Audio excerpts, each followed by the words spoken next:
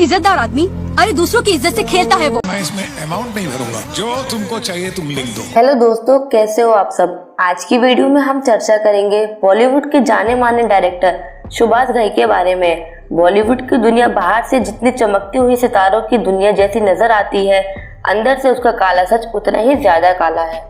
दोस्तों, बॉलीवुड की दुनिया में सभी लोग इस सच्चाई को मानते हैं कि कास्टिंग काउच की वजह से बॉलीवुड में नई एक्ट्रेस को फिल्म पाने के लिए काफी मुश्किलों का सामना करना पड़ता है। कास्टिंग काउच की काली सच्चाई को कई अभिनेत्रियों ने दबी जबान से स्वीकारा है कि वो भी अपने स्टारडम के शुरुआती दौर में कास्टिंग काउच का शिकार हुई है। आज की वीडियो में हम चर्चा करेंगे एक ऐसे डायरेक्टर के बारे में जो कास्टिंग काउच के नाम से पूरे बॉलीवुड इंडस्ट्री में बदनाम है, जो अपने ऊंचे पोजीशन की आड़ में कास्टिंग काउच का फायदा उठाते हैं। दोस्तों, आज हम जानेंगे सुभाष घई की असली कैरेक्टर के बारे में, जो कि काफी लोगों को नहीं पता, लेकिन इस वीडियो को देखकर आप उनके जीवन से जुड़ी सभी सच्चाई से रूबरू हो जाएंगे। सुभाष घई का जन्म 14 फरवरी 1945 को नागपुर में हुआ था। इनके पिता एक डेंटिस्ट थे और माता एक हाउसवाइफ थी।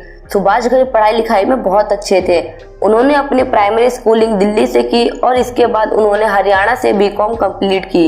इसके बाद इन्होंने film and television institute of India में एडमिशन ले लिया। सुभाष की शादी मुक्ता से हुई, जिनसे उनकी 2 बेटियां हैं, मेघना और मुस्कान घई। सुभाष घई ने अपने जीवन काल में कुल 16 फिल्में लिखी हैं और डायरेक्ट किया है, जिसमें से 13 फिल्में हिट हुई हैं। वो बॉलीवुड में एक ऐसे डायरेक्टर के नाम से मशहूर है जिनकी ज्यादातर फिल्में ब्लॉकबस्टर होती हैं और उनकी फिल्म में काम करने वाली एक्ट्रेस आसमान की बुलंदियों को छू लेती है। सुभाष एक्टिंग और डायरेक्शन का कोर्स करने के बाद फिल्मी दुनिया में अपना किस्मत आजमाने के लिए एक फिल्म कॉन्टेस्ट में हिस्सा लिया, जिसमें उनके प्रतियोगी राजेश खन्ना थे। राजेश खन्ना तो इस प्रतियोगिता में जीत गए, लेकिन सुभाष घई को हार का सामना करना पड़ा। इस कॉन्टेस्ट में जीत मिलने के बाद राजेश खन्ना को एक के बाद एक फिल्में मिलने लगी, लेकिन सुभाष घई के हाथ कुछ नहीं लगा। उन्हें इंडस्ट्री में कोई काम देने को तैयार नहीं था। उन्हें जो 2-3 छोटी मोटी फिल्में मिली, उनमें भी उनको बहुत छोटे छोटे रोल मिले थे।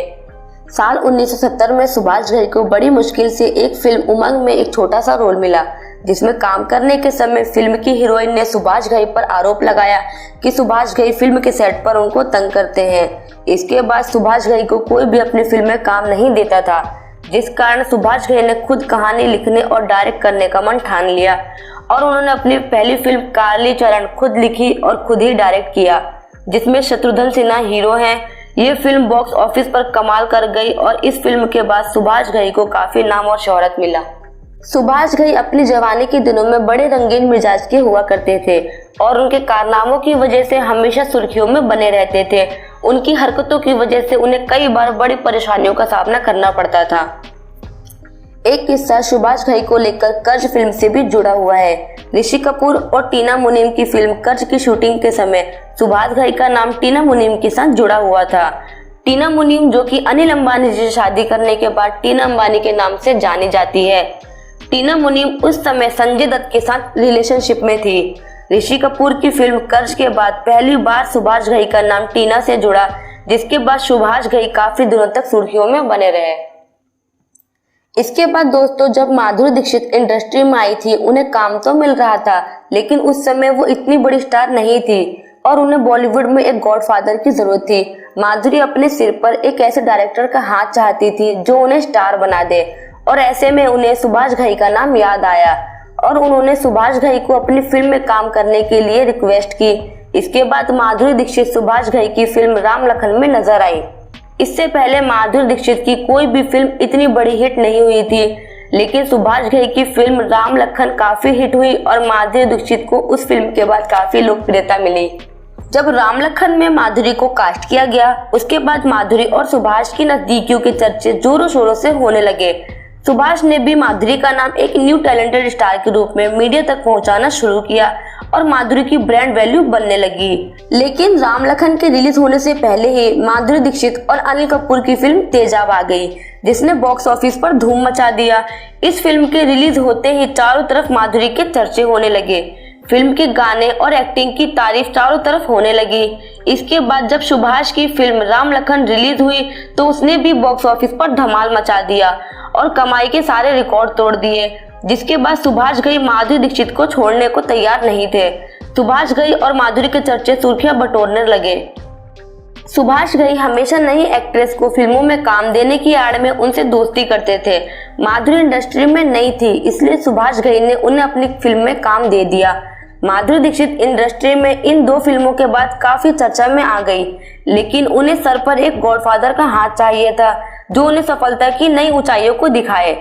इसके बाद माधुरी का अफेयर संजय दत्त के साथ शुरू हो गया, लेकिन माधुरी सुभाष घई का याराना ऐसे ही बरकरार रहा और दोनों ने एक दूसरे का भरपूर फायदा उठाया।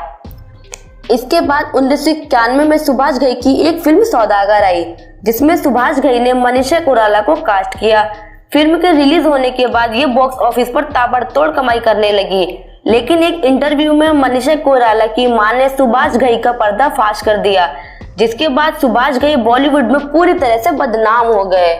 इसके बाद सुभाष घई का नाम किसी भी हीरोइन के साथ नहीं जुड़ा, लेकिन अब तक पूरी तरह से एक्सपोज हो चुके लोग ये बात अच्छी तरह से जान गए थे कि सुभाष घई किसी भी हीरोइन को तभी काम देते हैं जब वो उनसे दोस्ती करने के लिए तैयार हो जाती है। सुभाष घई फिल्म इंडस्ट्री में इतना बड़ा नाम थे कि वो जब भी कोई फिल्म डायरेक्ट करते थे उनमें से 90% फिल्म हिट हो जाती थी।